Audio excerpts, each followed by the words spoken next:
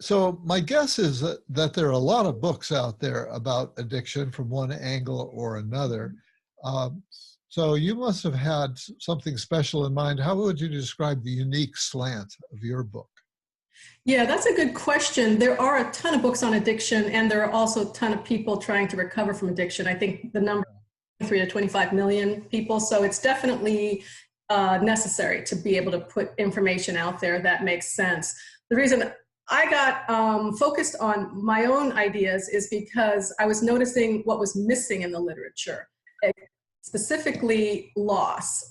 So one of the things that I kept looking in the back of the book to figure out what's going on with loss and addiction.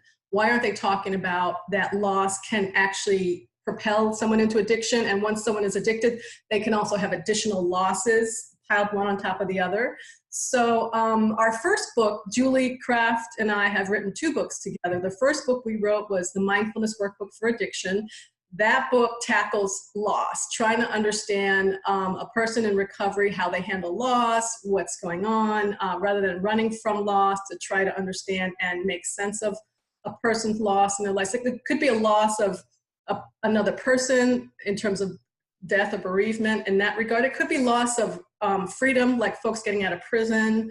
It could be a loss of childhood. So we were trying to kind of understand how to incorporate the idea of how do you handle loss, and that was how the first book got started with Julie Kraft and myself. And the second book, The Gift of Recovery, we took it a step further to try to weave in joy, like you said earlier, Right.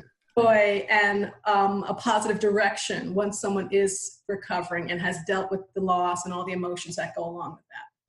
Well, it's interesting that you've attached loss to addiction because, we're used to hearing it in association with depression as Right. triggering depression. And I've never made that connection for myself before uh, about loss and addiction, but I could see that, in fact, there would be a connection there. And, that might be a way of sort of acting out the depression, if you will, or trying to numb oneself from the depression, self-medicate.